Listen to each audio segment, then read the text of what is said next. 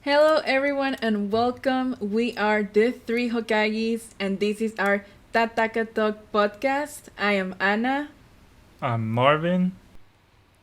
I'm Miguel. And today we are, as you can see, wearing costumes because this is our Halloween special episode where we're gonna be discussing a very spooky anime called KOWABON. But before we get into that, we want to actually talk about the cosplays that we're doing. As you can see, I am Davi from My Hero Academia. I am Buggy the Clown from One Piece. Apparently, I'm Itachi from Naruto. Apparently, but did my best. Did my best with. Apparently. Because apparently you're spinning around, and apparently every time you get dizzy. Did my best with my Sharpie.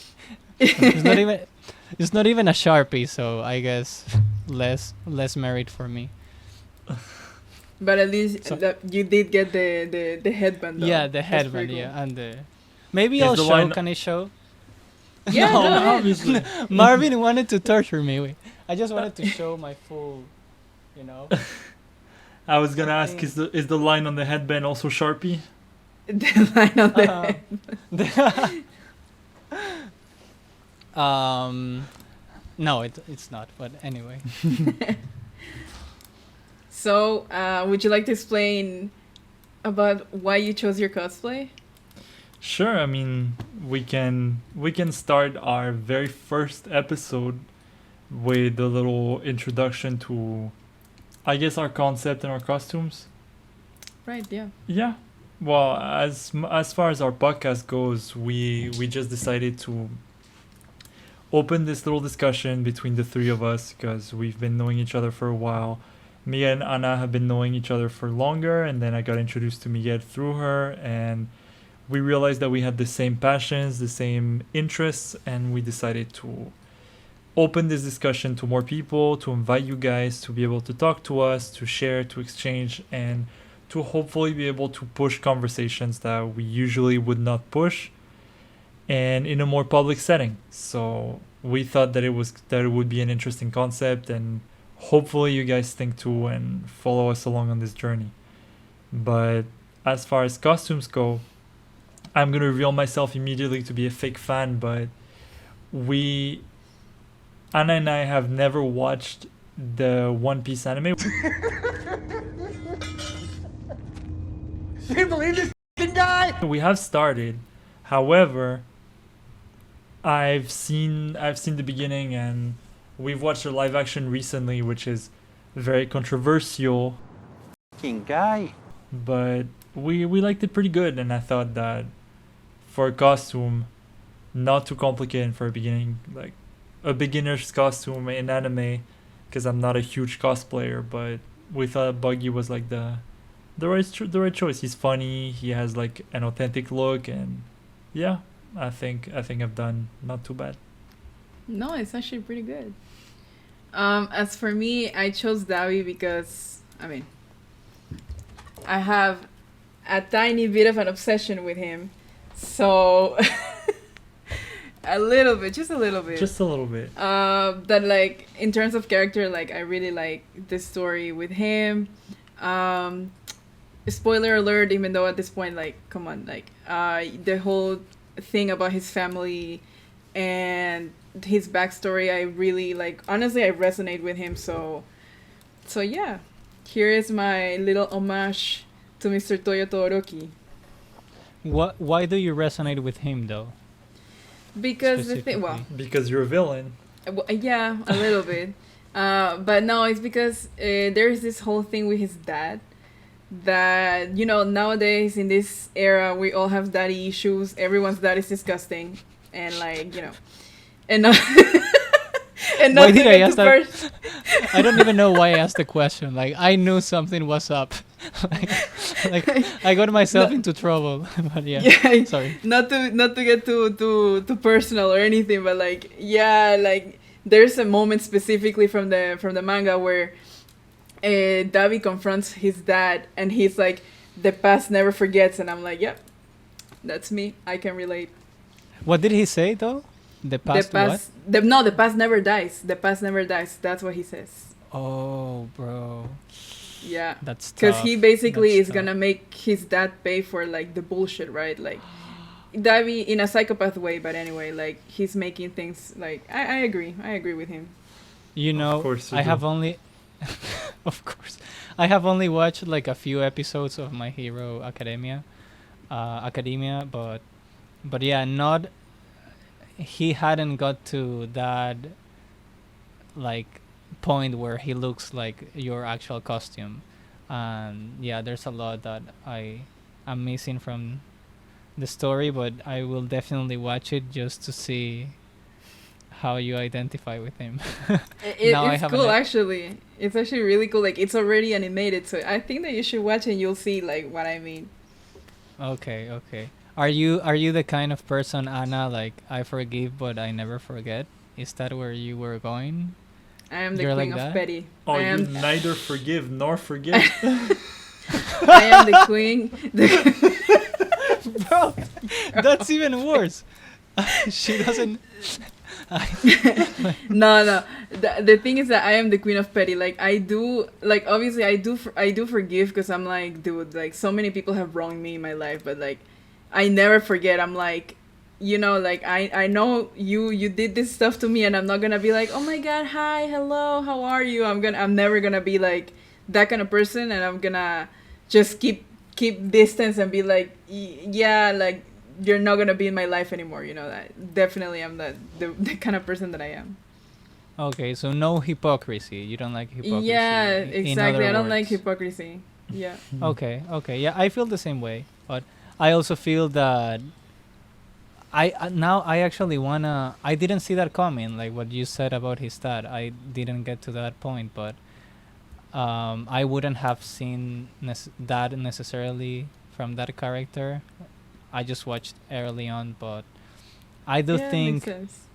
it's well, it's a it's not easy, to navigate forgiveness in general, or how to deal with people that have wronged you and move on and all that. But yeah, I think that's a very profound topic that is definitely explored in anime, and I'll know we'll get to discuss that more later on.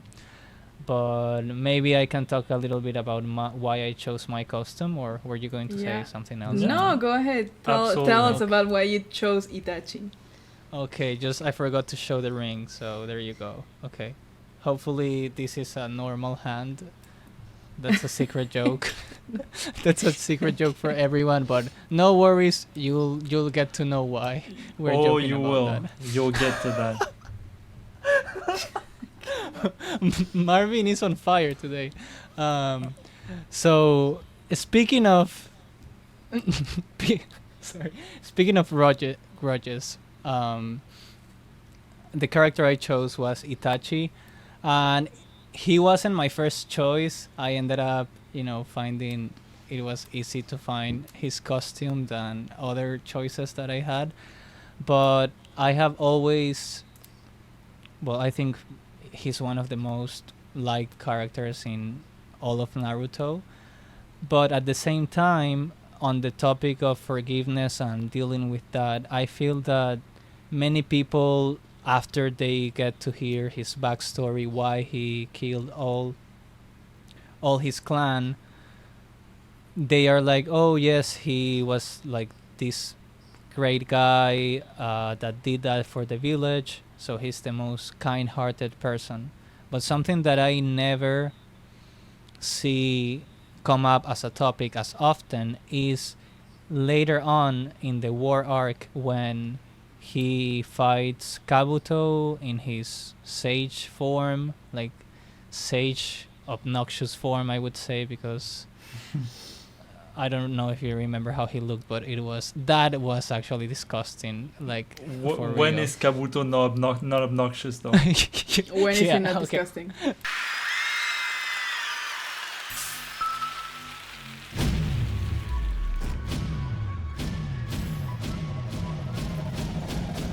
Okay, so he was already obnoxious, but that was like the pinnacle of obnoxious, fair enough. like that's like probably he reached the most level of hatred from fans at that point.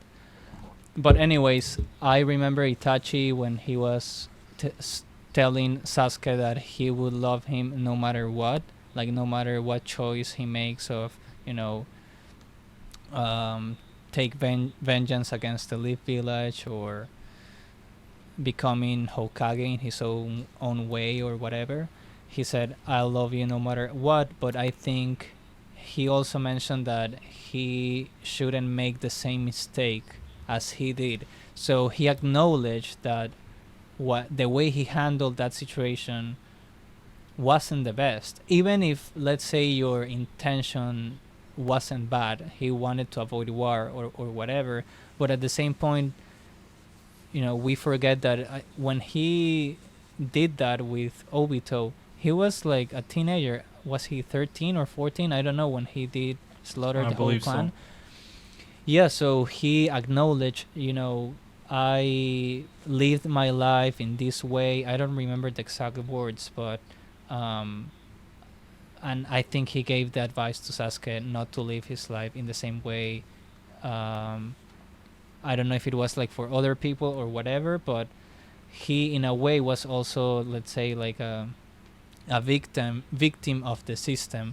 So that part, I think him acknowledging the complexity of the decision that he made and how, regardless of his intentions, he ended up hurting people to the point that he said sorry to Sasuke before he passed away. Like, that's before.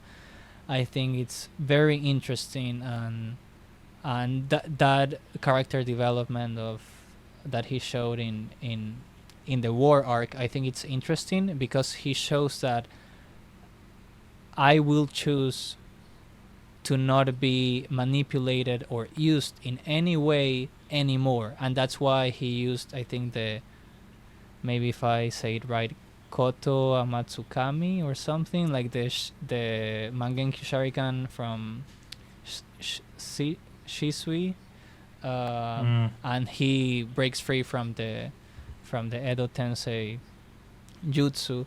And I thought that's a good transition and a good plot twist, that he would no longer live his life on the terms of anyone else.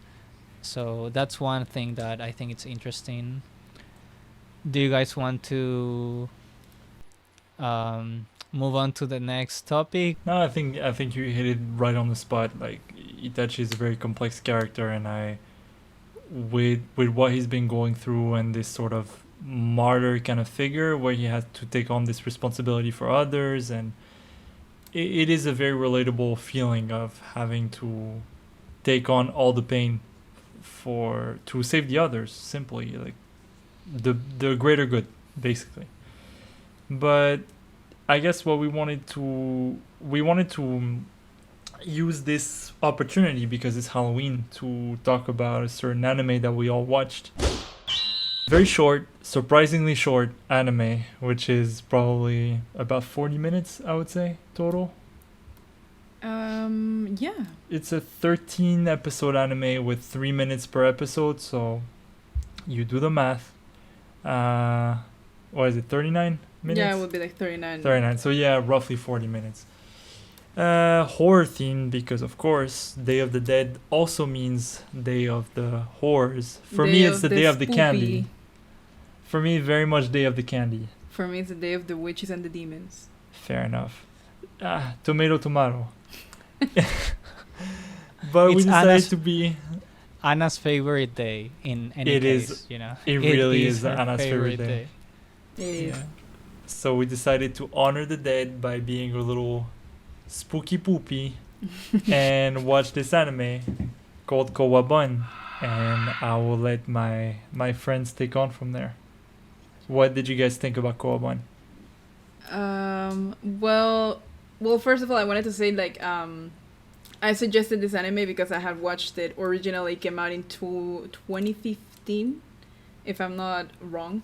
And it was like an interesting concept. It was like, Because there's this other anime that I really enjoy. It's like a horror anime called Yami Shibai, which also the episodes are 4 minutes, right? They're like super short, and it's similar. It's like 12 episodes, maybe more, but very short stories, like horror stories, like a kind of concept. And then Kowabon came out, and it was like similar, but it was the whole point was it was like around technology, and I found it very intriguing back in the day when I watched it, and now that I rewatched it in order to be able to talk about it, I think that there were aspects that maybe now I'm like, honestly, like it's very interesting because I read that the creators basically they gave like a very vague explanation as to why they did Kowabon, and it was like to explore how they were interested of like, imagine if there was a certain level of paranormal or a certain level of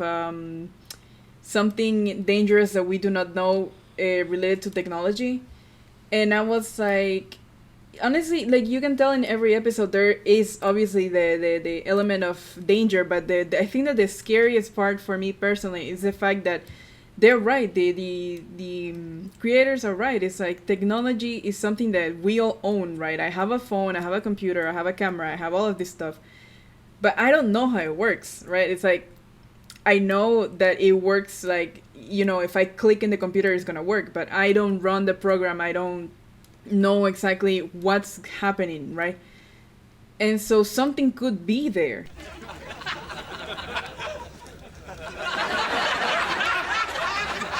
That I do not know.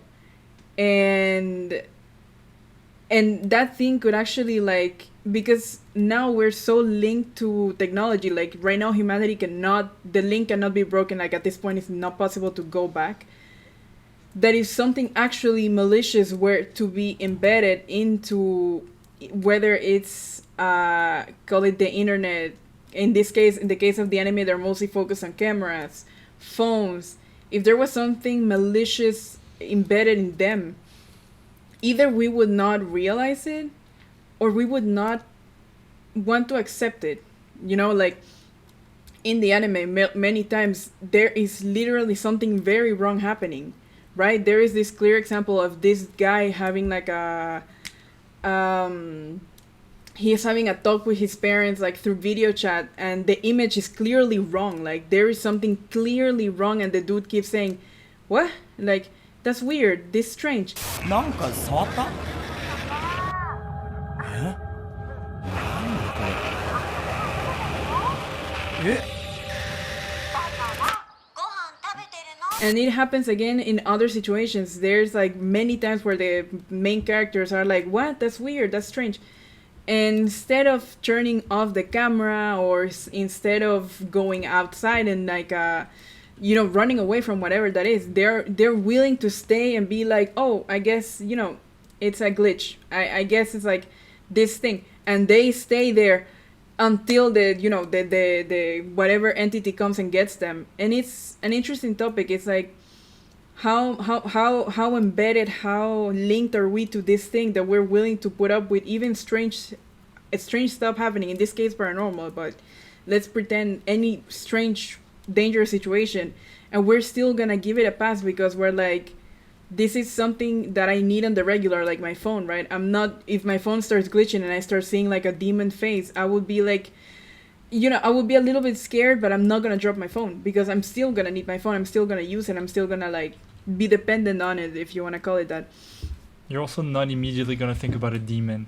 No, but that's what I'm saying. It's like, in this case it's a demon, but let's pretend that there was like a warning appearing on your phone, like telling you this is gonna happen, or something that is like at something more let's stay on the realistic side, right? Obviously, but you don't connect it to the threat because you see the utility more. Exactly. And you're like, like a pop-up message. Exactly. Almost. You read it, or you see the whatever is popping up, and you're like, whatever. Yeah. And you could actually be in danger. In serious danger.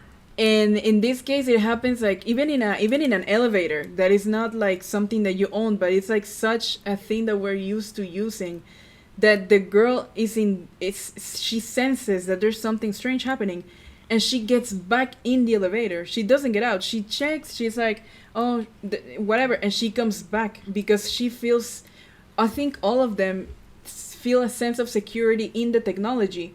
But ironically, that's exactly what got them like in the situations that they ended up with. Like in every single one of them, they stayed in the situation that they were actually afraid to be and to begin with, but they stayed there because it's ironic. It's like, you know, but so yeah, I found it interesting, like the dependency on on technology, but you can call it on anything. Like I wouldn't call it like a critique on how humans are dependent on technology, but I think it's more of like how would you call it? It's like an unavoidable curse, if you want. It's like we are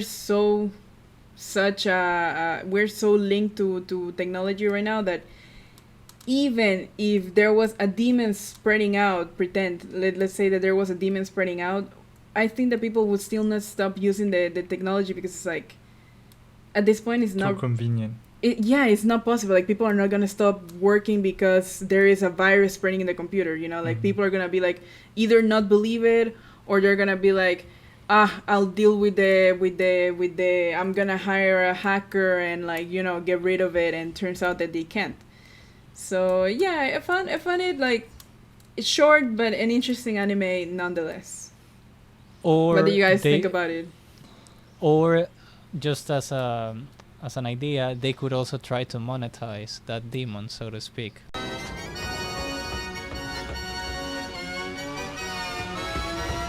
Like in today's day and age. They would make a they- stream like, oh, I'm hanging out with the demon, like yeah, exactly. Like what happened, I think that happened, maybe this would be a bit controversial, but remember those TikTokers during the pandemic where they would go into like bathrooms, like public bathrooms, and I think even, you know, just leak Yeah. like the surfaces or whatever. That there was no virus. legit. There were people doing that. Yeah, and Jesus they Christ. got sick, you know. Yeah. Yeah, no They wonder. got the virus, and I think that is also explored with the girl at the end that was dancing. Is how, and if you recall, in that episode, this entity, whatever, on, I think it was the stream, it was saying spin, spin, keep spinning, spin, spin, Mhm. spin. Remember?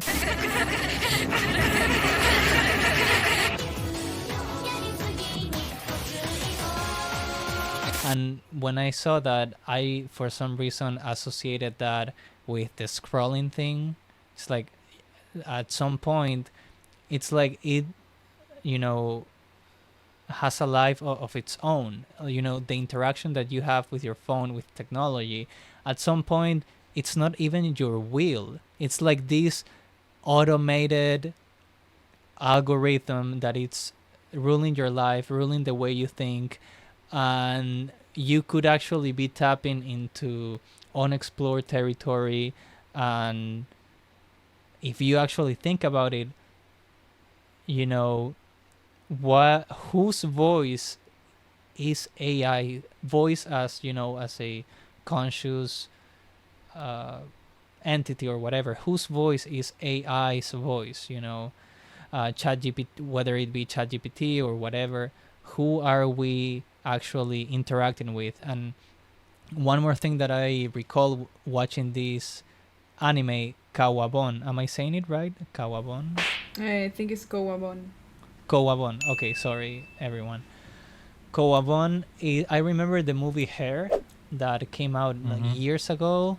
And I remember when that movie came out, it was like a bit like far-fetched, like a very far-fetched situation. Like no one would think, oh, you know, someone will actually fall in love with a AI or technology or whatever. And fast forward the situation we are in, it's like we are literally surrounded by quote unquote demons, because even your phone, like you cannot like turn it off completely, and even the Wi-Fi signals, like they ping your phone, so you cannot they know where you are always, what you talk about, all the suggestions, the ad suggestions. So I think that was portrayed in already forgot how to say it,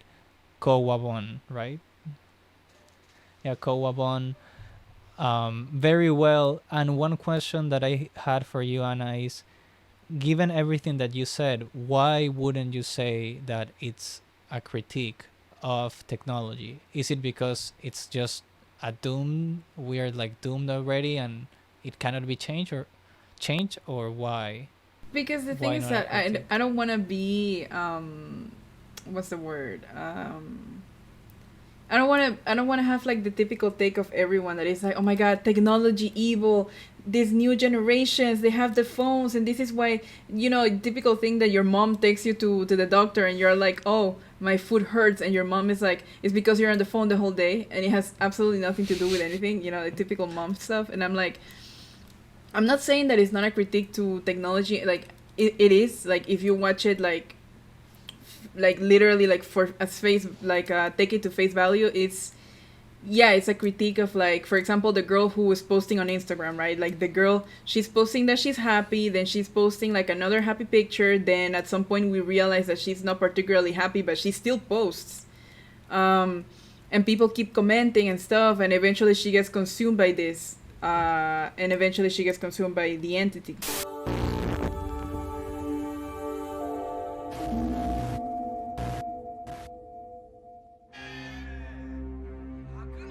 And it's like this obsession of like, I need to post. It doesn't matter if I'm happy or not. I need to post. I need to be relevant. I need to stay. People need to remember me, whatever. And that's a sad reality that is actually happening. Not to sound like a boomer, but it is happening, like to the newer generations. The the really wanting to be present in social media can really affect mentally people. Like legitimately can really make a great impact, more than we wish it was, because for us, we were at the beginning of social media, right? For us, it's like we didn't have it when we were kids, and then eventually when we were teenagers, then there was like randomly, Facebook. It was the beginning of Facebook, and then eventually Instagram and stuff.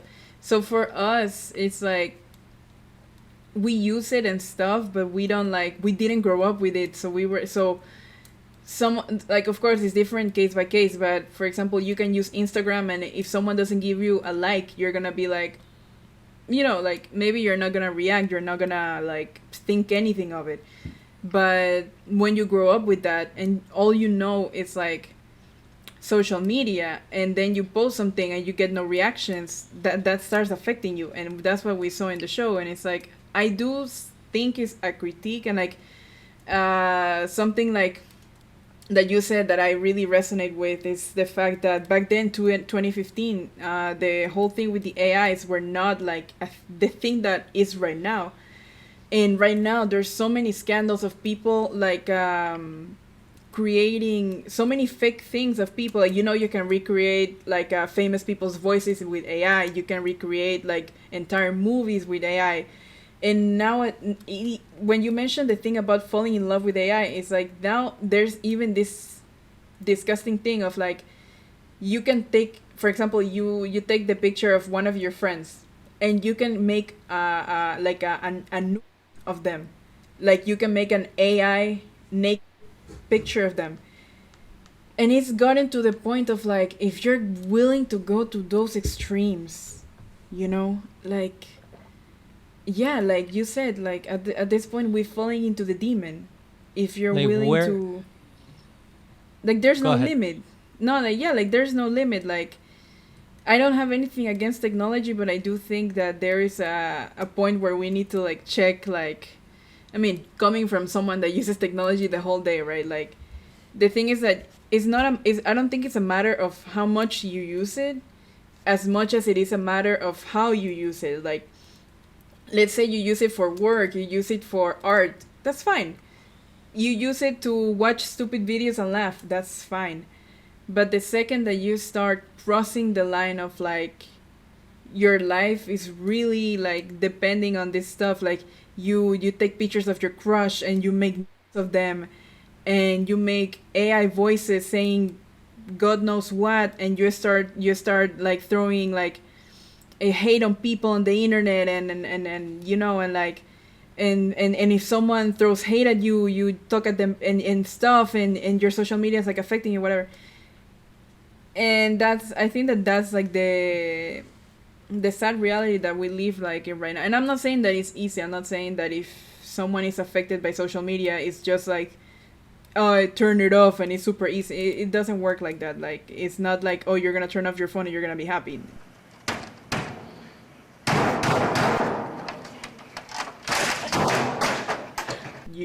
You were already affected by it. But it's something that became such a part of our lives, sadly but truly, that it's like, yeah, it's like an unavoidable curse. It's like, it's here, but we have to learn to deal with it. Especially with the AI, I personally have like a lot of issues with AI as someone who makes art. Right now, the whole controversy about AR stealing art and stuff, I'm like, it's something that I feel like is not regulated, and right now it feels like something that could make a lot of damage if it's not, like, if you know, there's no one's watching it right now. I feel like I don't want it to get to the point where something bad is gonna happen, and then people are gonna be like, oh, we needed to take care of it, damn, you know, like.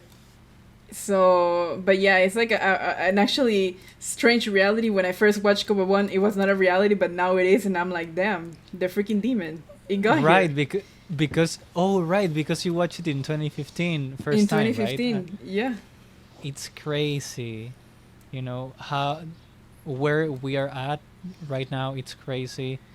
And yes, there's even people, I have seen that, you know, you could get, sorry, before saying that, I just want to mention, we said like jokingly, oh, today, you know, people would try to monetize the, you know, these interactions with these entities. And that's kind of similar with monetizing AI to, you know, to any extent that AI can reach. Meaning, you know, if AI can replace human interaction, even in the most human, intimate ways, you know, like interactions with family or having a boyfriend, girlfriend, whatever it is. I can still hear that voice.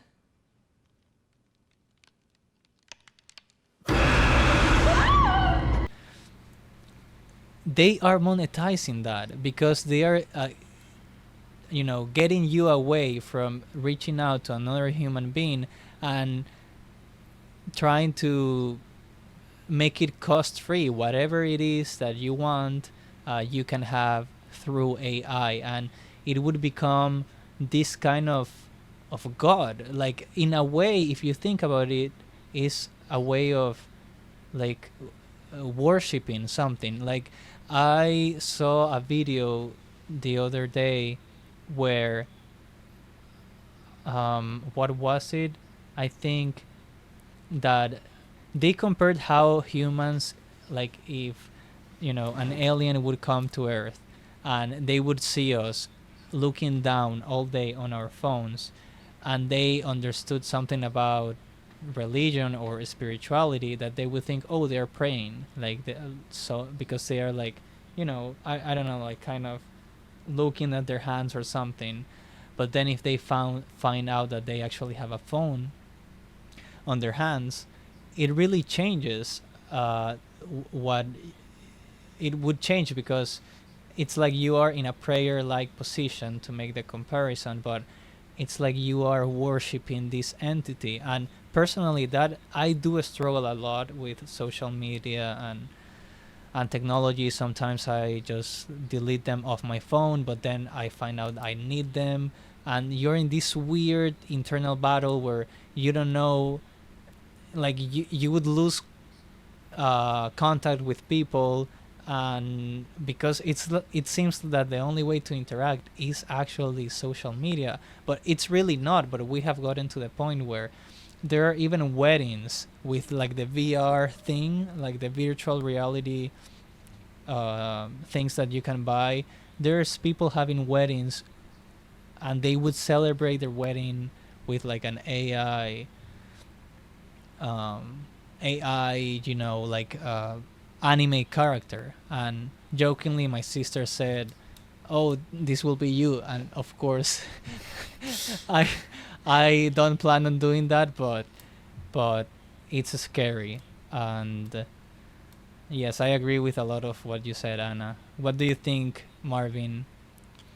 I actually kind of disagree with both of you on this Yeah? one. Yeah, I'm gonna take the opposite stance, but because of my professional background, I am in contact with AI a lot, all day long, and the thing is, I have two things to say mostly. One is about AI and technology. The other one is about KOWABON. So I'm gonna start with AI because that's what you guys were talking about.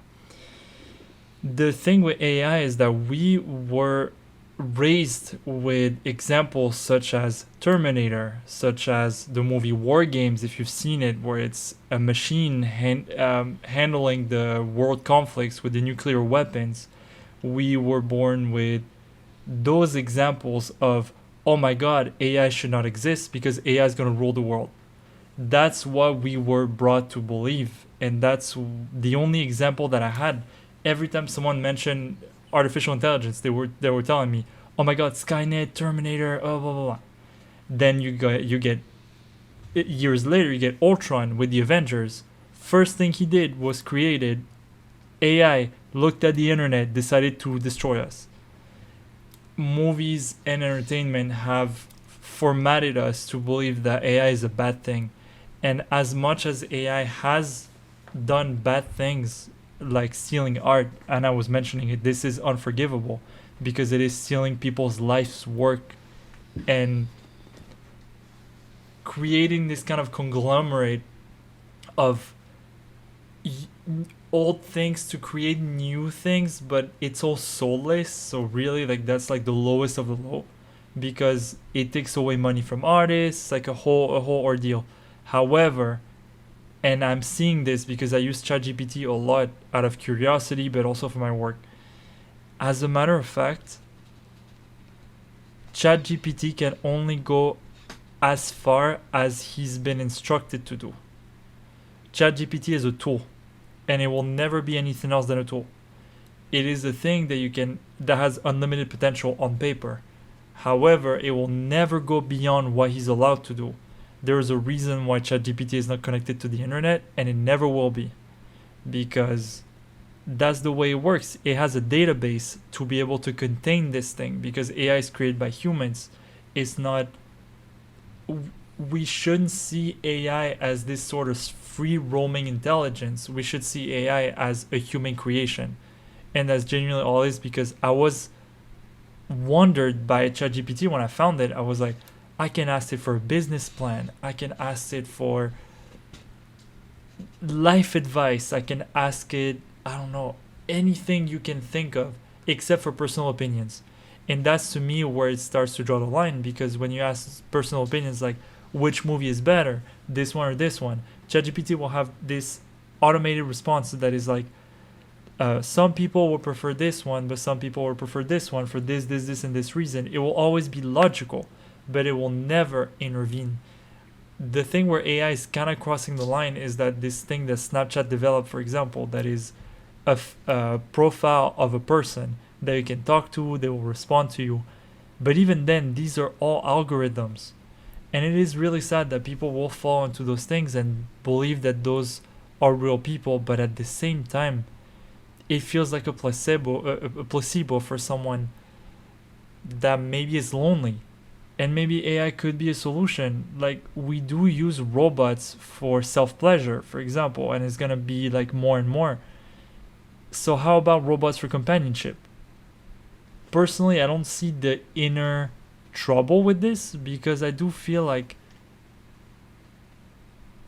AI is very much something that we can work with, not work against, and not fear, because as of right now, I'm not saying that in a couple of years it's not going to be the case, but I do believe that AI will never not be self-contained.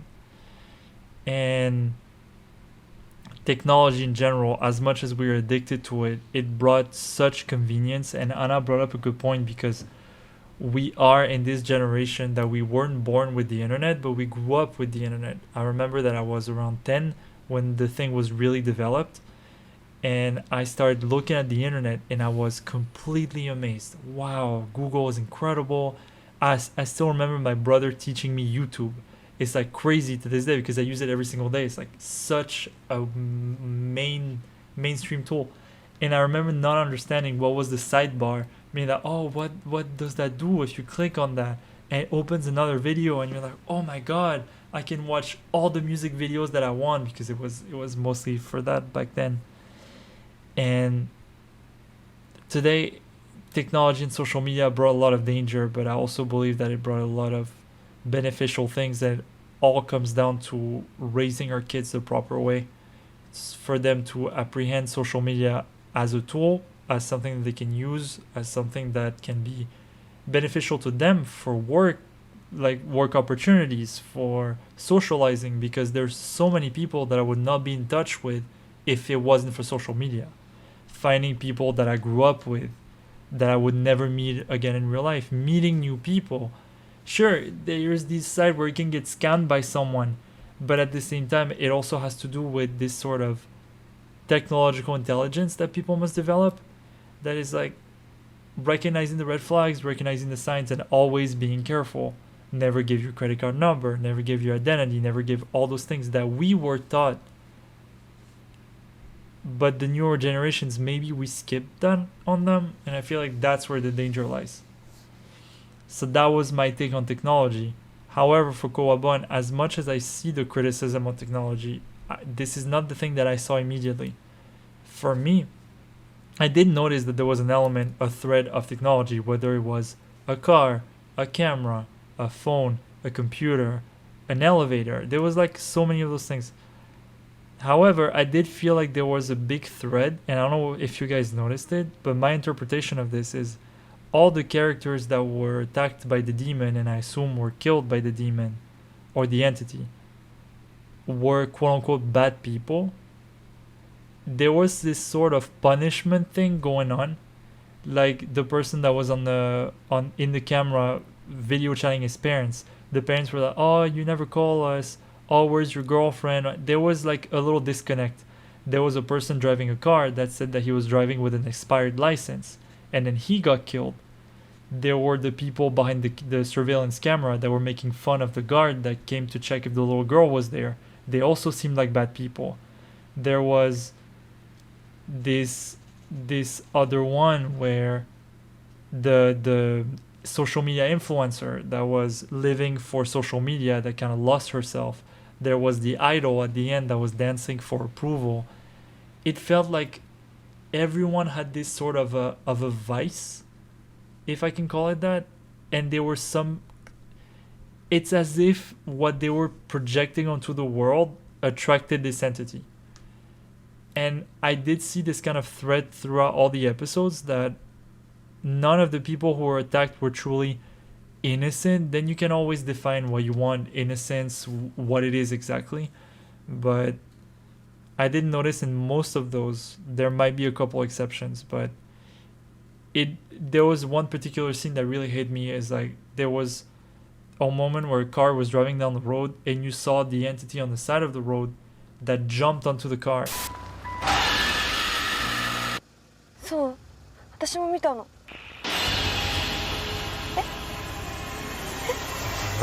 And it reminded me of this jump scare video of what we call the white lady in France. That is this sort of, and I think every country has a different variant of this thing. That is like the entity at the side of the road that is waiting for you, usually dressed like a bride, and then if you approach her, she's gonna kill you. What do you call it in France? We call her the white lady. La dama tapada, I think. La dama Would- tapada. I think it would be it, right? Yeah. So I Okay, think we all have it, and I saw this as such a clear reference to it, because I think every country has the same legend. It's just the name is slightly different, but it's sort of this Yeah. vengeful spirit that usually attacks men. But in this case, it jumped onto the car, and there's this really famous jump scare on the internet, that video of a green field and this car going down, and then the thing pops up the screen. Is supposed to scare you.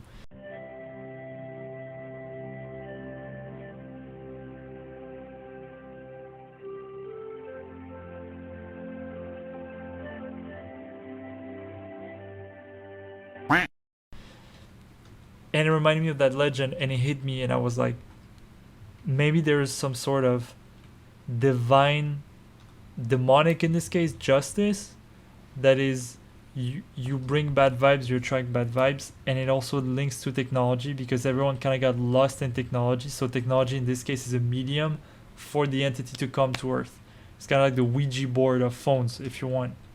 But I saw this double read that was, it's not that people deserve what happened to them, because they really didn't, but they all seem to have something going on against them that made this demon feed off of them.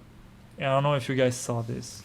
I was actually gonna like talk about this when you started like mentioning the thing about AI. Is that I actually wanted to get to this point. It's like AI itself is neither good nor evil, right? Like, it has no intentions. It's a program.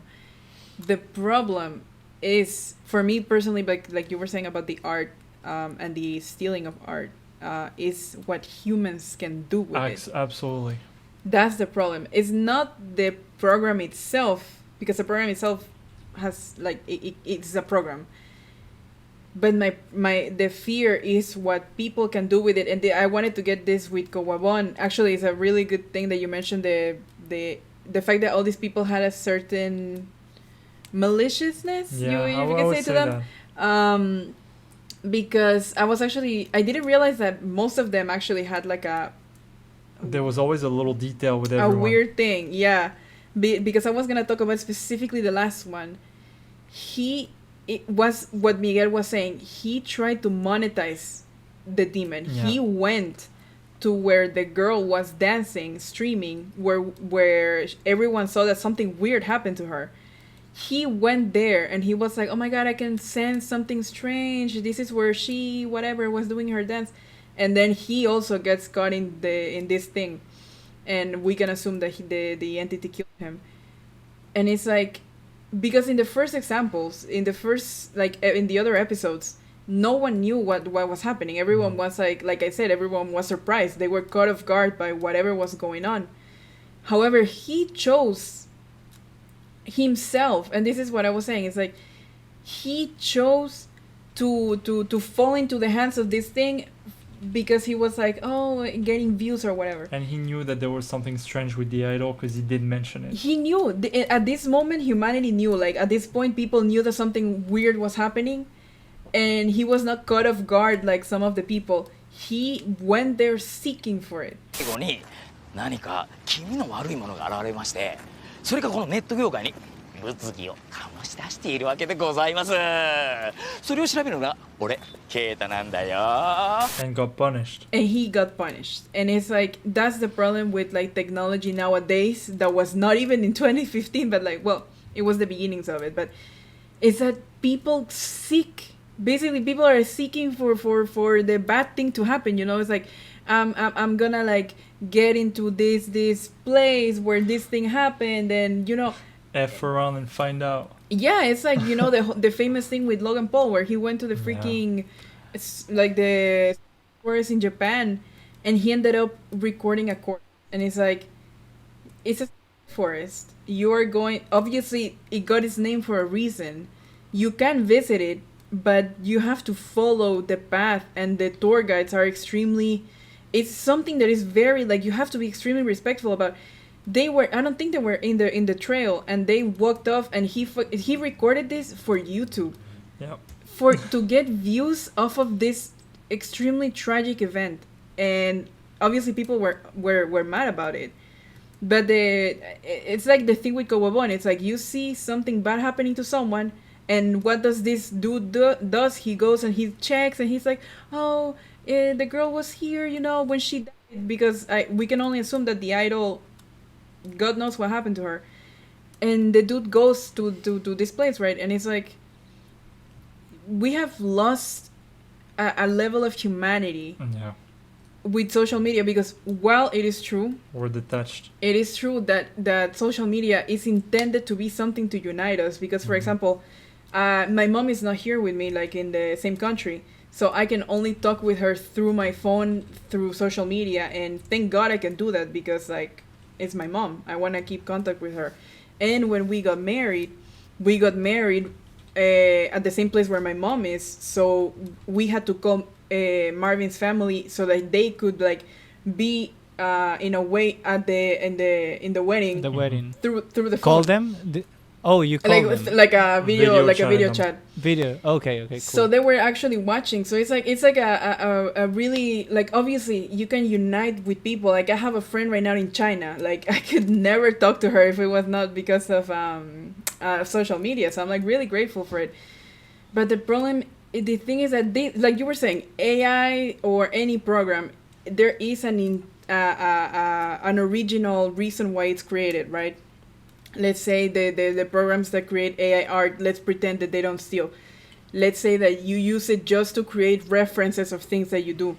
The problem is that the second you start, in this case, monetizing that, you start selling art that was stolen, you start going to doing things like Logan Paul and monetizing the tragedy of others. You start using AI to do God knows what.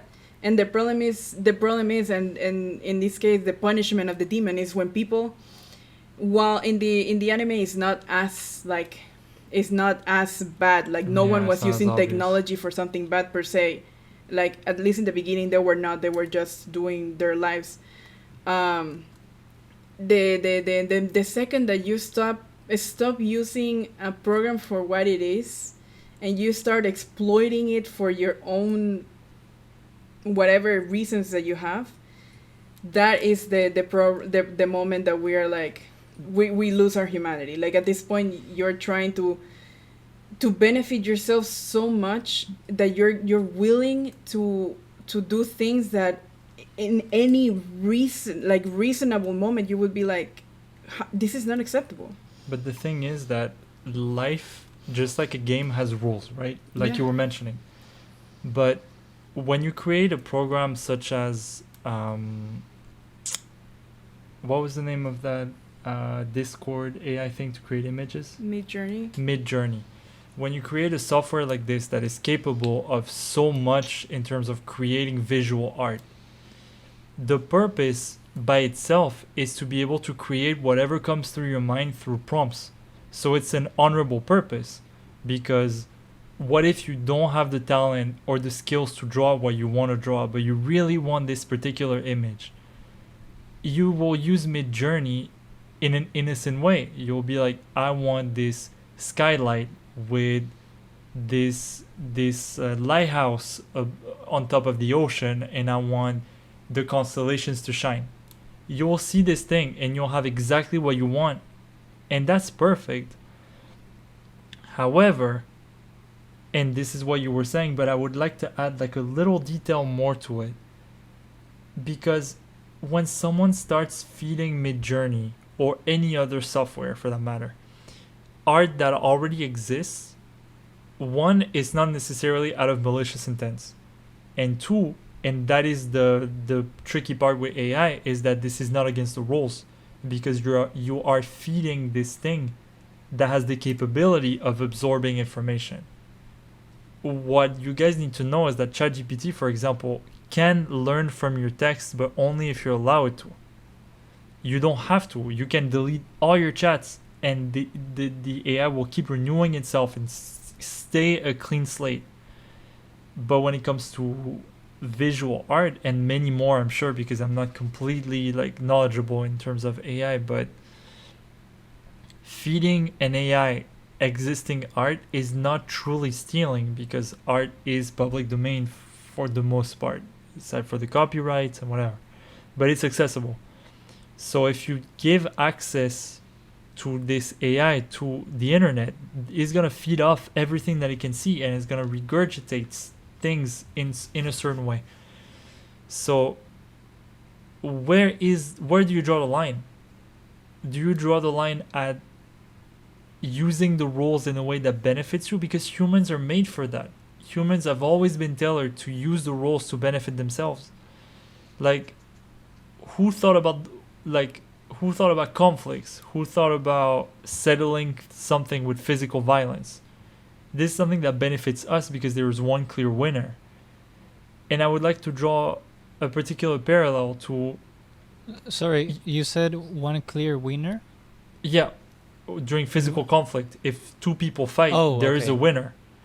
But I would like to draw a parallel, and I think I'm going to stop my point on that, of when you play a fighting game with someone and this person spams the same button, and it's absolutely insufferable because this person keeps like kicking you over and over and over, and you're like, this is not how you play the game. You're supposed to use combos to do this and that.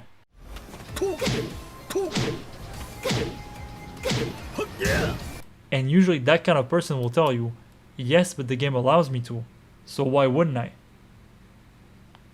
And you, with your ethical brain, you think, one, this is not fun. Two, why are you doing this?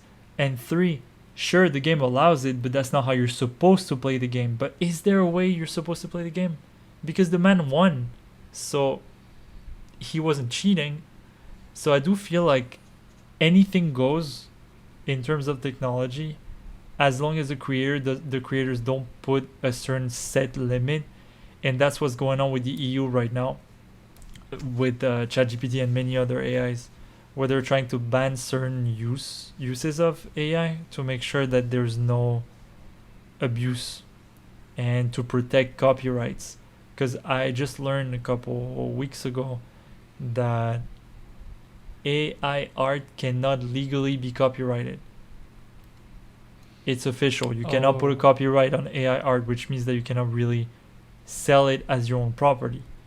So anyone that is trying to make a quick buck out of AI art is not going to be able to, because it's not from them, and it can never be from them because they didn't create this thing.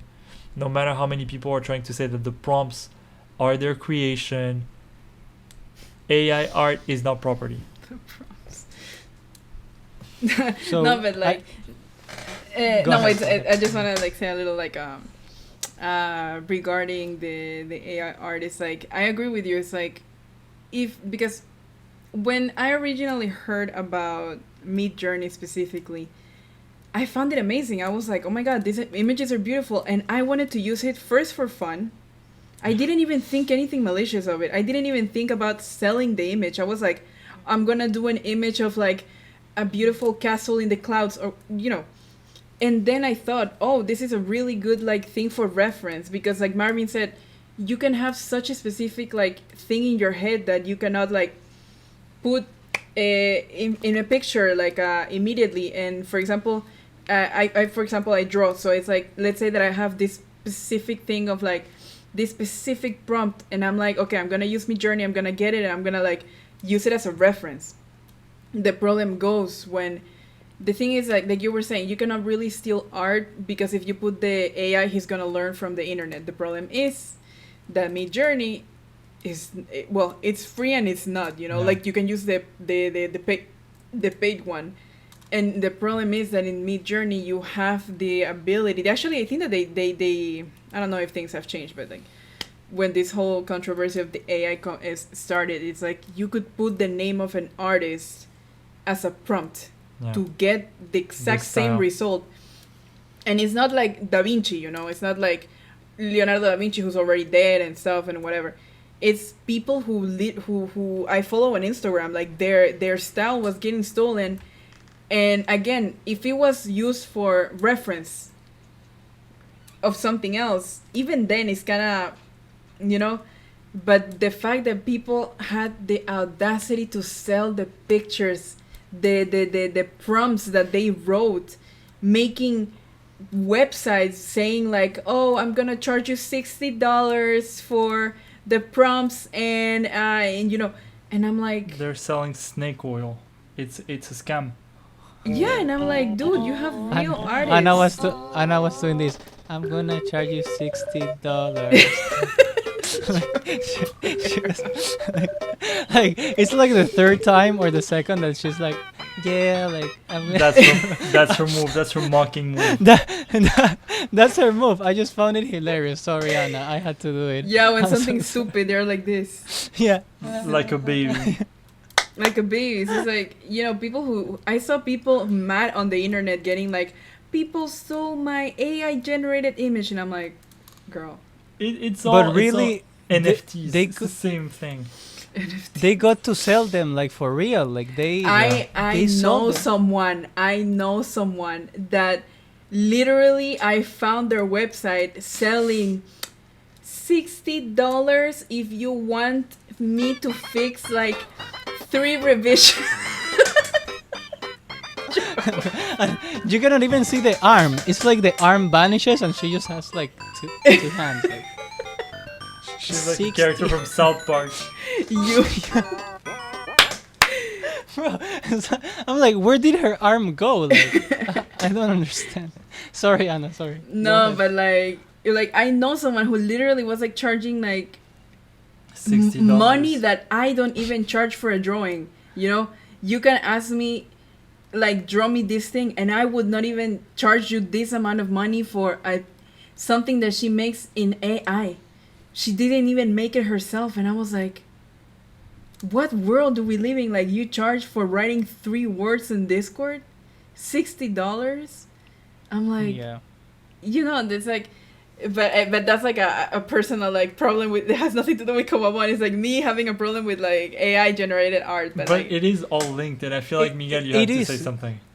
No, I do think you're right, Marvin. It is linked, I think, because in KOWABON, right, with O, Yeah. KOWABON, they do try to monetize that. I had forgotten, and you brought it up, like the last episode, the guy that goes to the park and, tries to get followers or whatever.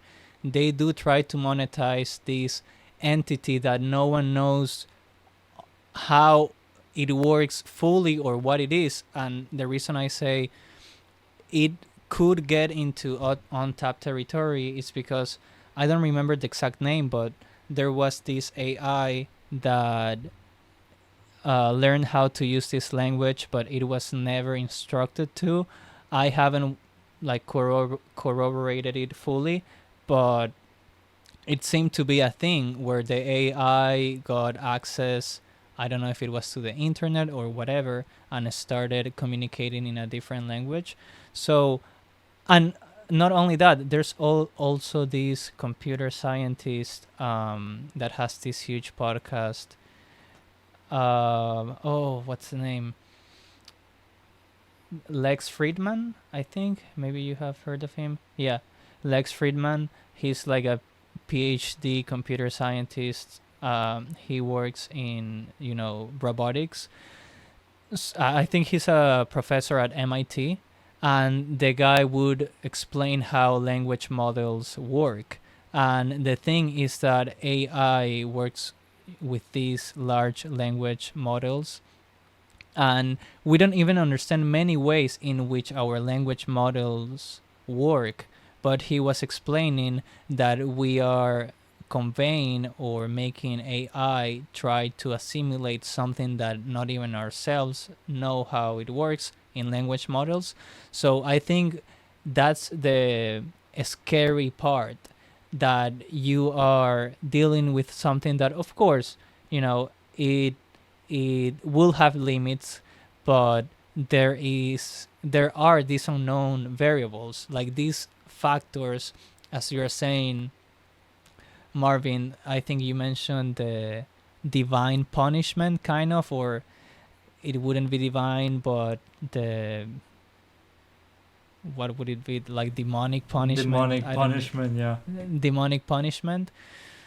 So the other thing that came to mind also with Anna's example of the AI art being sold is what happened when ChatGPT just got released and everyone started thinking, oh, I'm gonna become a millionaire just by spamming ebooks on Amazon, and they told ChatGPT, oh, can you please make a story about this? And those stories like lack so much like depth and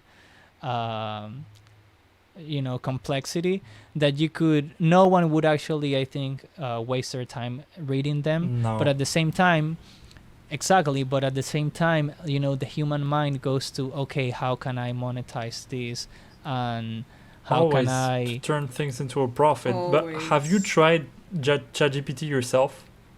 Yes, I have, and And it's actually very good. it's very good, but it has a lot of limits that show up very immediately. There's no, the creativity part is very void. It gets better because ChatGPT went from version 2 to version 4, I think, right now, and they're working on 5. But to give a quick example, because I write on my personal life, like I write stories, I write theater, I write novels. I had this concept that I thought was really funny, and I implanted it in ChatGPT to see what they would come up with. It was a play. It was like a mix of two concepts that were supposed to be a comedy. And ChatGPT brought me a bunch of puns that were like kitchen related. And it was chuckle worthy. It was funny, but you could tell that nobody wrote this because, and it seems like a lot of screenwriters, well, not screenwriters, producers and studios are using ChatGPT to replace writers. But with the strike that happened recently, there was a ban on using AI on scripts. So at least there is something that moved forward. But you can tell when something is written by AI because it lacks this human touch. And this is the one thing that makes me feel very secure about myself, because when you look at a text written by ChatGPT and a text written by someone, the AI text might be technically very good, even though a lot of language errors are still in there, but it doesn't have the flair that something that a human person would do, because the flaws in what we do as humans is what makes it interesting. Yeah. And AI doesn't have flaws, and that's the problem. That's also the thing with AI generated art. It's like you can clock it immediately. You're like, this is AI. The You problem can. is that less and less. Well, I mean, But still, the thing is that less and less, yes and no, because like I'm not even talking about Midjourney. I'm talking about like other illustrations, Yeah. like illustrations that you would see this and you're like, oh my god, it's amazing, the background and everything, but it lacks this imperfection. soulless. It's soulless. It lacks the human thing that you are like, this was made by a human and this was made by Mhm. AI. Sometimes, like you were saying, the line can be very It is blurry. a little blurry, yeah. But the beauty and the thing that actually, like, am I worried about people like losing their jobs because of AI? Yes, because it's already happening.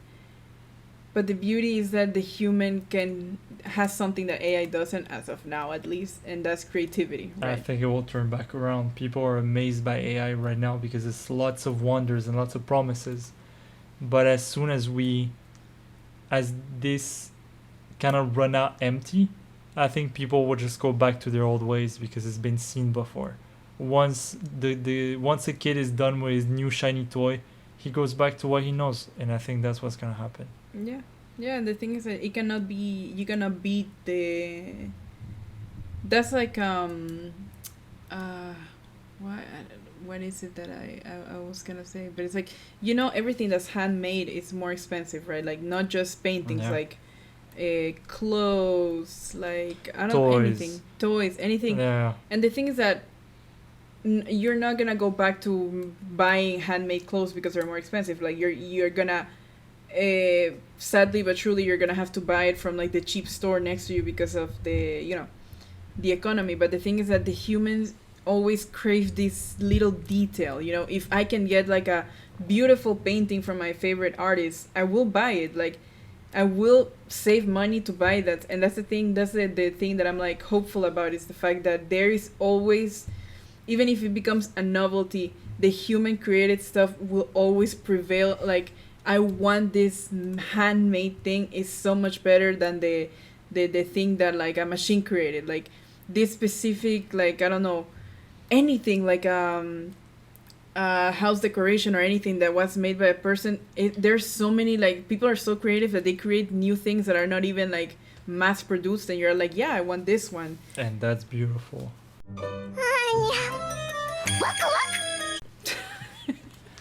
Yeah, And that's beautiful. that would open up the discussion of what is beauty again, right? Is AI art beautiful? Are those stories beautiful? And that is a completely different discussion, but again goes back to what is this, that does it, what is this entity, what are we interacting with, and does it have a will of its own? Can it get to that point? One point though that I wanted to ask you about, Marvin, is that initially you started by saying that you had the more optimistic view of AI, which I don't think they are contradictory necessarily.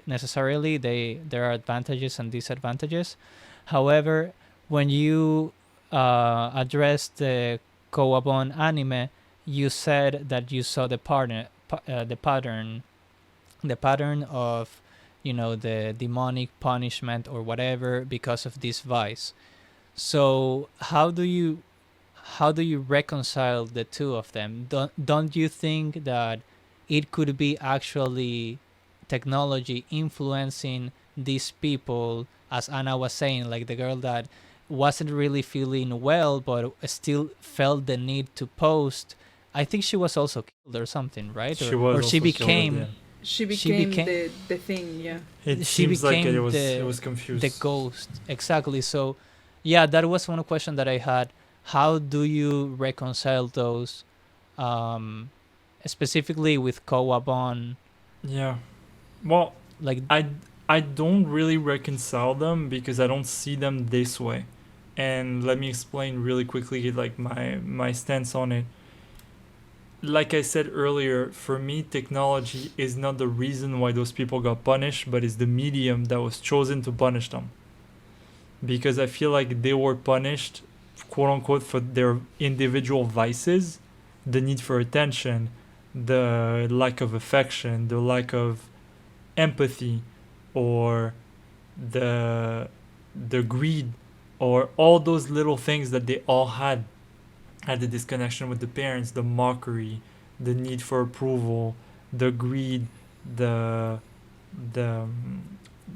particularly the one that was driving with an expired license. I found it very puzzling that they mentioned it, and I was like, oh, okay, so that must mean something. And in this case it did, because it is unconsciousness. He was being reckless, because this is, sure, he can drive, but it's still dangerous. And to me technology is not the reason why they were punished, but it was the way the entity managed to punish them, by passing through the cameras, passing through the phones, passing through the copier, I think at the beginning, right? TV. The no, TV. in the beginning. The first episode. The woman is in the office. That's not the first one, but yeah, but it's at TV. Okay. So is it, just sorry to interrupt you, is it kind of similar to It, the movies? I didn't watch all of them, but I think there is like a similar theme addressed, where that which you feared the most at some point ended up biting back at you and became your demise or something. in this case, I guess that the parallel is fair to be drawn, but in this very specific case, the clown takes the form of what you fear the most. So, because he has an agenda, the clown feeds off your fear. But in this case, as similar as it can be, I do feel like, because those people use technologies everywhere, like in the office or with the GPS or with the phone, with the computer, the camera, it's so easy to get through. And it makes me think of what people say about mirrors being like entry points from in between universes.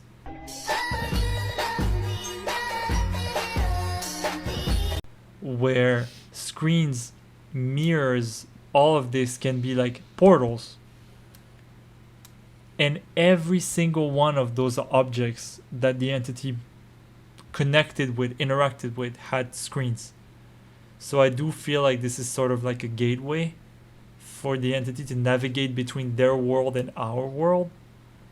And I think that's the reason why all those people got what they got, because they unfortunately had the thing that allowed the entity to come in.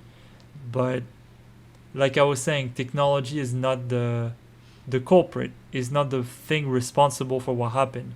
It just so happened that those people were using technology a lot. And there is definitely something that is said about technology and the way we use it. But again, that's what I've been saying since the beginning. Technology, and Anna mentioned it, is neutral. The usage that we have of technology is not. And it all has to do with human nature, and I think that it connects with the vices of each and every one of those characters. They all had a vice. They all had something, and that vice made them use technology in a certain way that led them to what happened. I'm not saying that it's deserved, because it really isn't, but I do believe that that's what happened. Yeah, that makes sense. I think it is linked to another word that you use, being recklessness. I think it is linked to recklessness, and I also think it's linked to the human nature as well. What you were saying, humans wanting to get something, always wanted to take shortcuts and getting to like not having a driver's license or whatever the case may be, but wanting to get something in return by not giving anything in the first place. It's like always wanted to monetize off of thin air, basically, in AI art or whatever the case may be. And I would actually say, considering your perspective, that would give more strength to the argument of technology being like, it's like the final judge, like it's like the final judgment or final juror. I don't know what the word is, but basically it is neutral. So we have also addressed that, technology is neutral, but it has the power to destroy you, not because of itself, but because of your nature. And that is like mind-blowing in a way, because I guess it is the same with anything in life. If you go to the extreme, if you abuse of anything, then you can get yourself in trouble. But the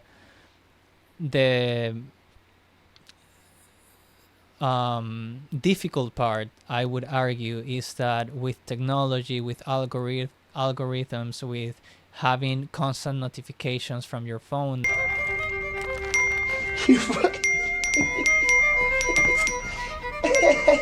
the full day, is that you start thinking and having ideas that if it weren't for technology, you wouldn't have otherwise come up with. So it can actually, I would say, it could actually influence your way of thinking, not only at the individual level, but at the mass level, like population level, where we would have discussions about a video that all the three of us watched, right? And it is because of,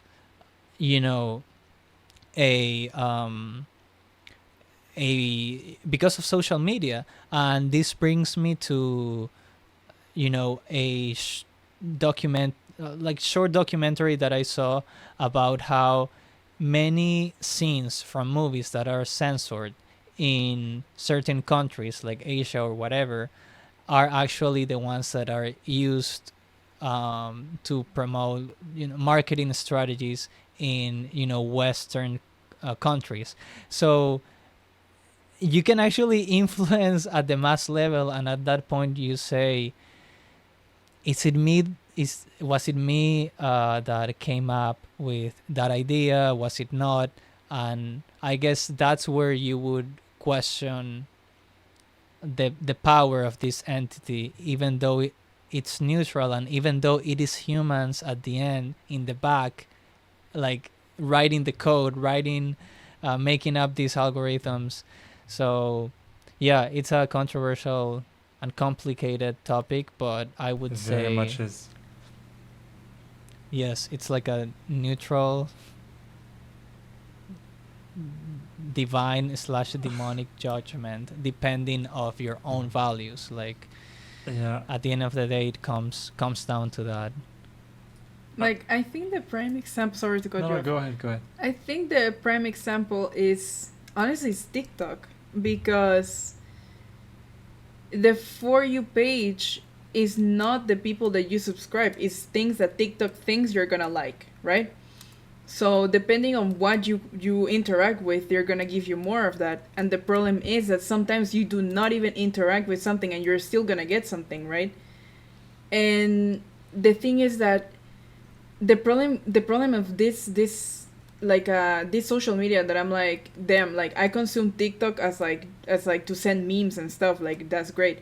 But my problem is that in my For You page, it has become this incredibly political thing. Like every time I scroll, it's like people talking about how the people from the left are disgusting, the people from the right are disgusting. Someone's like calling someone like you are this, and that, and this other person is this, and that.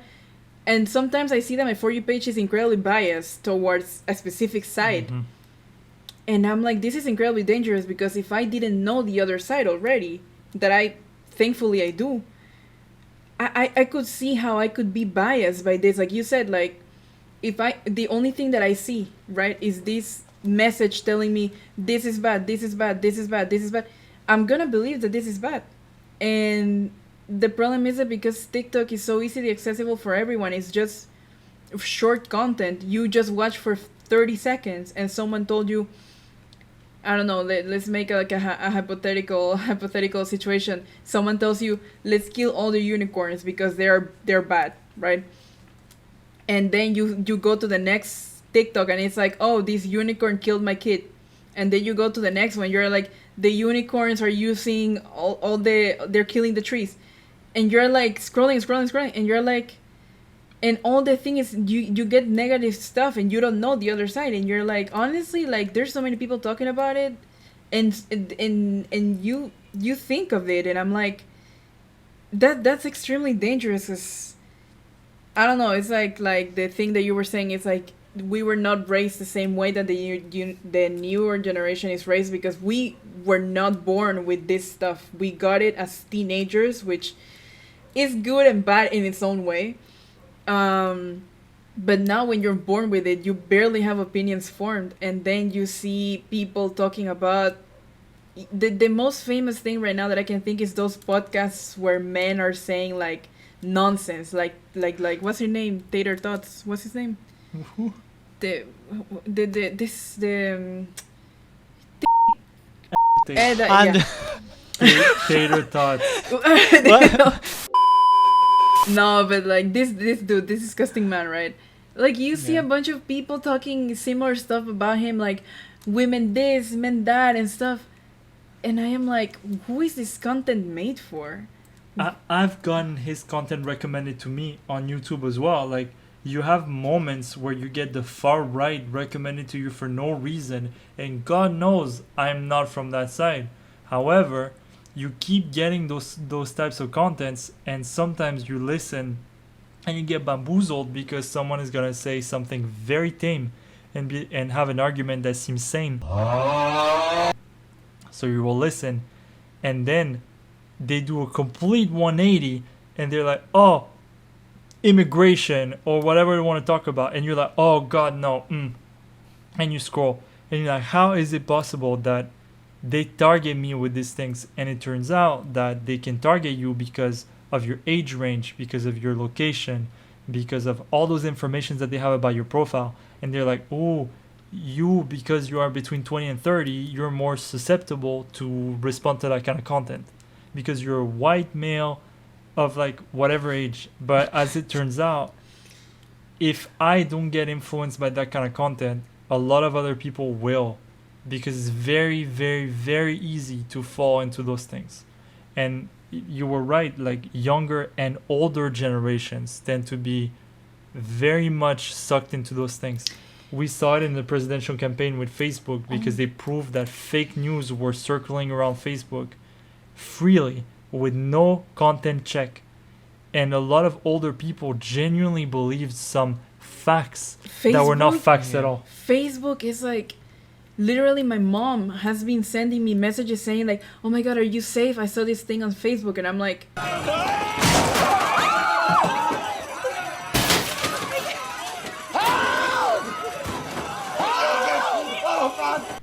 what? And you read the most alarming news in the world, and I'm like, no mom, everything is fine. Like, and it's like you're saying, it's like we're in between. We're the generation that can, well, not everyone, That fact checks. but can discern like this is a little bit radical, this is a little bit like, you know, you're not gonna believe everything you see on TikTok or YouTube or Facebook or anything. Like, we were born in a situation where, because we didn't have it, now that we have it, we know all the that goes through, right? Like, we went through every stage of like nonsense happening in the internet. And because old people didn't have it, now they see it and they believe anything. And then young people, they're young. They like, by default, they're more influenceable. exactly. There was this scandal not long ago. You remember that there was this like it was a random YouTuber. He was like at a convention. I don't know, and he is those misogynistic, the same as a, and he had like really small like like little boys telling him, yeah, women are this, women are that. Right. And the dude was like, damn, like, what? This man from the far right that has the same type of mentality as all those crypto bros and gym bros and athletes and whatever, he had his own fans, 10 years old, telling him misogynistic stuff about women, and even him was like, okay. And he, to his defense, quote unquote, because I'm not defending him, but he saw those kids and he realized that he had this power to influence them to the point where the newer generations are growing up with those ideas. And why would you spread evil when you could spread a message that is harmless? And the result always comes down to benefit. Because that's why those self-care classes, those master classes we talked about earlier, everyone sells this lifestyle that is non-attainable. They're asking you, some people were selling this dream of investing and whatever. Turns out they were sent to prison for scamming, and they paid huge amounts of fines because they were scamming people. This is not real. They're selling a lifestyle that is not real to feed their own lifestyle, because they feed off of you. You get scammed thinking that it's a pyramid scheme. That's a new age pyramid scheme. Yes. No, but my problem here is like, let's say that someone from our generation is stupid enough to fall into that. You're an adult. Sadly but truly, you make your own decisions. But my problem is like, children are watching this. Yeah. And the thing is that because people are making content for their own selves, it's like they make this incredibly controversial podcasts or TikToks or stuff because they know that this is gonna get the views. If someone makes like a crazy it's like a statement on the internet, they're gonna get like viral and people are gonna be like either in favor or against. They don't care if you're in favor or against. They want the views, they want the money. The problem is that kids watch this thing and they take it as face value. They're not thinking, oh, this creator did this for money, because that's what we know. We know that most creators do what they do for money. Like, we have to be realistic here. Everyone's favorite creator is doing this for money. I'm not saying that someone is good or bad for that, but the thing is that the type of content that you put out, you have to think about what you're putting out, because you're most likely gonna influence people. Because you can think like, oh, my thing is only watched by like adults. No, sadly TikTok doesn't have a freaking filter. Like, YouTube, it tries to have a filter, but like not really. Doesn't work. It doesn't work. But TikTok, you can have a someone talking about, honestly, and a kid could get it in the For You page, and the person making the TikTok is not at fault, because you can even put your target and say like this is not for children. But the thing is that because social media, the problem is because it's like handled by humans, what they care about is their own benefit. So they're gonna they're gonna set rules and not set rules, like you were saying, to their own benefit. And people are gonna exploit that to their own benefit, and it's a chain of like, I gain more power, and I'm not gonna like ban this controversial person because he's making me money. Like, I don't care that he's saying the worst things in the world, he's making me money because people are using my platform. And that's the thing that I'm like, how can we live in like a situation like the other day, and this is gonna get me canceled, and I'm sorry, like, but the other day we're gonna cut it in editing. It's fine. Sure, cut it. Yeah, But the thing is that there was this person who went to a bar with their partner. It was a gay bar, important for context, and they told the bartender, my pronouns are this and that. The bartender called them a certain pronoun. The person reacted like, they were like, no, my pronouns are this. And the bartender was like, whatever. Right? Like, whatever. So the bartender was rude, and he was like, I don't care. Right. Yeah. This person posted like, not herself, like them. I don't know. This person Their side of the story. Posted their side of the story, crying and making a huge fuss. This became viral, and people are like, yeah, this and that, and fighting about it, and how can people be so rude at bars? And I'm like, are we really in a point in society where we're gonna cry about someone calling us like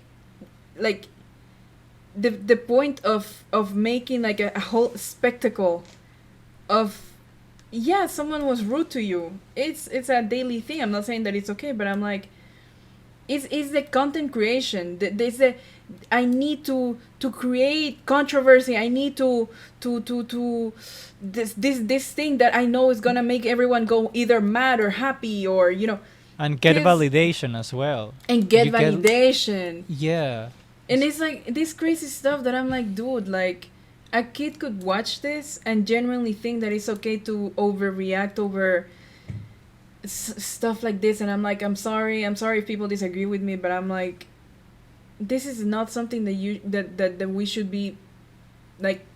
If you're an influencer, like, you should not be showing these things, because then people who follow you, they, of course, the adults most likely won't, but like the kids will probably be like, yeah. And this is why we have this in some way of thinking that the not everyone agrees with, like the kids are like following those way of thinking, and you're like, what is going on? Like, and this is like a minor example. This is not like this influencer didn't do something super harmful, but like we were saying about these people promoting like violence towards a certain gender and stuff like that. It's like kids actually think that's right because their favorite influencer is doing it, and I'm like, you do realize that this is like a very powerful thing, and you're misusing it, and people are believing you.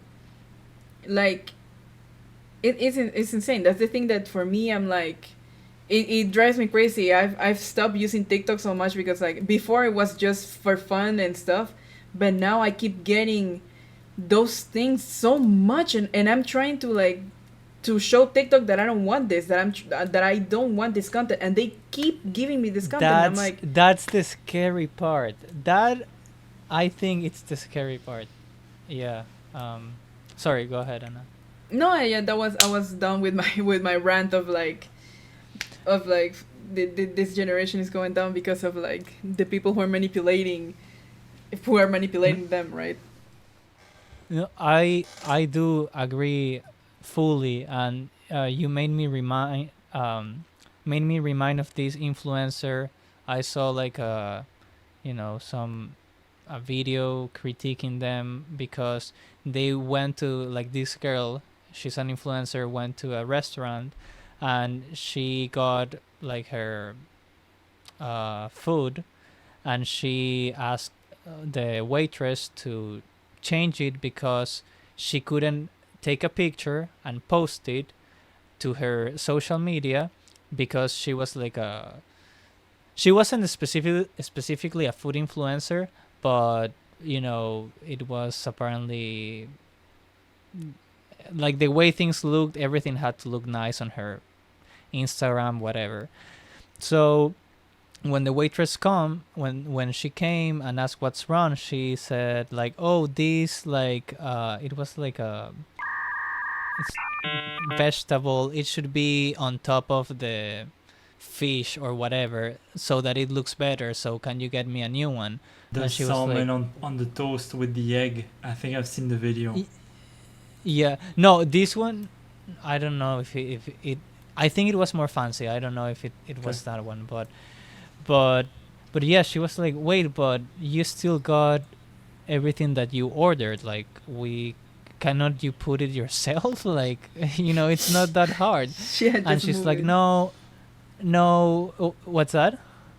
No, I just said that she literally can move like the fish from one side to the Yes. other side. Like, Exactly. And she's like, no, I wish to speak to the manager. And then the manager came and he asked like, what's going on? And she just said, oh no, I cannot post a picture like this, like my viewers will notice and they'll I'll get backlash or whatever. So he said, we won't change your food.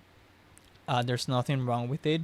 If you don't wish to eat it, you can just leave the restaurant. And she like posted this whole story. Oh, can you believe? And actually, I think she was recording the whole time. And Yeah. this is like the new mindset of the people where you can actually know, like, if you have some consciousness inside you, you would think maybe this is not the best. But because of the validation that you can get on social media, you would still just look for opinions that side with you. And that creates this cycle of, if we're influencing these new generations and TikTok or whatever the algorithm is suggesting things that you actually are trying to get off of, then how is your mindset going to change, especially when all of those young kids grow up? And that's why I was asking, is it us that are destroying ourselves? Or I think it's a question that we might not be able to ask, because even computer scientists struggle answering this. Like,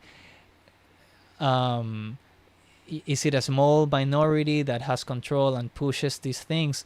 I'm surprised, Anna, you're in a completely different country than me, and I have gotten the same content, suggestions, and I think it's like a trend, because I have actually seen other YouTubers that they're like, I don't know why YouTube is pushing all this content about the gender war and all of these controversial things, at the point where you go to social media, and as we were talking before, about thumbnails and all of these creating anxiety, right, like, yeah, like, all of these crazy faces and reactions, like everyone tries to be is that the word, like sensationalism, create sensationalism, Yeah. And they profit off that. So at the end, I think it's a very complicated question. Are we changing ourselves? Is a minority doing that? Is the technology our bugs? Because that's another point that we could argue. Let's say, can the algorithm have bugs? And if they're not intentional, they will still influence you, because the code, the algorithm, whatever, if it has mistakes, as Anna was saying, it tries to filter by age, and if it doesn't do that, you still are getting the consequence of the mistake. So that's where I say it does seem like an entity of its own. And I actually deleted TikTok more than a year ago, probably a year and a half, I don't know. And it just is literally, I felt it destroying my mind, and I still struggle with that a lot. Um, but but again, I think Kawabon accidentally Kawabon accidentally led us into this topic, which I find it's very interesting. Did you guys want to touch on anything else from the anime? Any other points? I actually thought that what you came up with was a nice way to kind of like close up the debate of who's at blame, and like nature against nurture of, is the algorithm truly neutral or is it influenced by people? That those are the things we don't know, because a lot of those social medias keep their algorithms under lock. They don't want you to know. Facebook's algorithm, unknown. Instagram's algorithm, a little more, but still unknown. TikTok's algorithm, a full A mystery. mystery completely. Nobody knows what influences what or who. Maybe it's an AI, maybe it's not. We really don't know. But it's nice that this anime, this little horror concept, could bring those discussions. And I feel like we've really strayed away from the anime, but to kind of gather a bunch of points about this thing and to be able to put those opposing points next to each other and being like, because I don't think there's a good and or a bad answer. I don't think there's a right or wrong in that situation, because it is human nature. Human nature is subjective. It's complicated. We always make that parallel with Anna. It's like, what separates us from animals is that we have a set of moral codes, and what we deem as good and evil is not what an animal would deem as good and evil. An animal that's going to eat another animal, we see it as cannibalism. They see it as self-defense. They see it as dominance. They see it as That's a way to eat. a way to eat, a way to survive, a way to establish power, because that's how their society works. But we cannot impose our rules of good and evil onto other organisms. And I do feel like technology and AI might follow the same path. We created them. I don't think they're ever going to get a mind of their own, but they work in a different category. And that's what you were mentioning with the language models. They use this info, this raw data, and turn it into something else.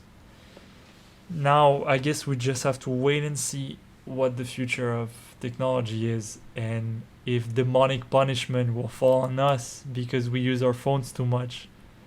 I guess we'll just have to see. Actually, Yeah, I just want to add. Sorry, I just want to add like it's okay. a little thing is that going off of everything that we were saying, it's just because you're watching us, don't be necessarily influenced by us. You have to form your own opinions, do your own research. If you agree with us, that's cool, and if you disagree with us, that's also cool. Don't take everything we say for like, you know, for like a set Face thing. value. For face value, and yeah. even us, we change opinions. Like, we're having a debate right now, and like Marvin brought interesting points about AI, and I agree. I'm like, there's things that he has, like, in this discussion. I'm like, oh, he's right about some things that I'm like, that I didn't see before. So it's like, please don't close your minds. Do research over everything, and don't think that what everyone tells you is necessarily true. Even Please. us, we're just literally three clowns in costumes. Yeah, right we're now. just We're three not, little like, weebs. We're You not. cannot take it. You cannot take us seriously. Come on, guys. Yeah, Come on. you can't take us that seriously. Like, we drew Like- on our faces. You really want to take info from us? Just listen. Yeah. Take what you will. Throw away the rest. I'm not saying that I'm right. I'm not saying that they're right. Everyone has their own opinion, and please, like Anna was saying, form your own. Form your own opinion. Please, Yes. please form your own opinion. We're here to share opinions in a human way. We're not here to impose opinions on anyone, not any of us and not any of you. We're here to have just a normal conversation we can share the same opinion. We can actually like discuss about having an opposite opinion, and that's fine. So we just want you to know this, that this is like an open discussion kind of situation, and we are not trying here to promote anything. We're just trying to come here, have a little chat, a little discussion, and that's pretty much it. And also discussion with you guys. If you want to like open conversation in the comments, that would be great. But yeah, we're just here to entertain, and we're just here to have a good time and nothing else. We're not trying to have fun. We're not trying to sell or promote or like impose anything on anyone. So like, subscribe, leave a comment, and stay tuned for many more episodes to come. Come on, Marvin. We just said we weren't trying to promote anything, and you answered that way. I'm gonna make an exception for ourselves because we also need to benefit from our own hypocrisy. So like, subscribe, send us money now. monetize. We need to monetize. We're going to do exactly the opposite of everything we said. I'm gonna sell all y'all a masterclass, self-care. Like, I think there's also a scandal. I think you mentioned Logan Paul earlier, Anna. He also had this invented cryptocurrency, like whatever coin, I don't know the name, and he scammed like a lot of people, and he owes them like a lot of money because it was all fake. So yeah, we're not trying to do that, but we're not trying to sell you cryptocurrency. Yeah.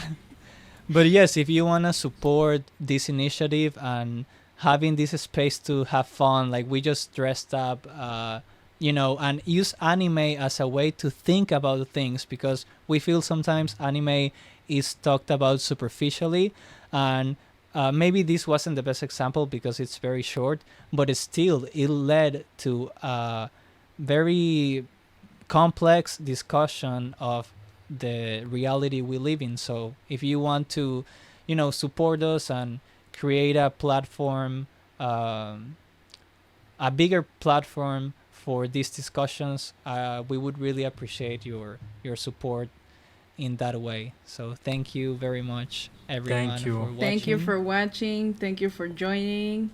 Like Marvin said, subscribe, comment, give a like. But no, like really, like Miguel said, we're trying to honestly create a community. Like we want to also create a discussion with people, like-minded people. Like if someone has like an interesting opinion to share, we would love to read you guys, because that's the reason why we created this podcast, was the fact that we always end up having like these crazy discussions between ourselves, and we were like, why not put this out there, Let's like torture other people. that was the goal. I mean, and just as an example, like prior to starting recording, we were already talking for like 2 hours, and at one point we said, okay, like we just need to start recording. We need to start. Exactly. And I think it's almost always the same. We're trying to get better at that, but we do enjoy talking with each other, and that's something I would say that even if in the anime community, even if you have like a very like controversial take, turns out that many people address that, but very superficially, and as hopefully you'll find out in the other episodes, we do try to go more in depth and start discussions as profound as we can. So stay tuned, definitely. Yeah, stay tuned. We're gonna try to keep it as real as we can, and always it's like for entertaining purposes. We come here to have a good time, and hopefully you guys do too.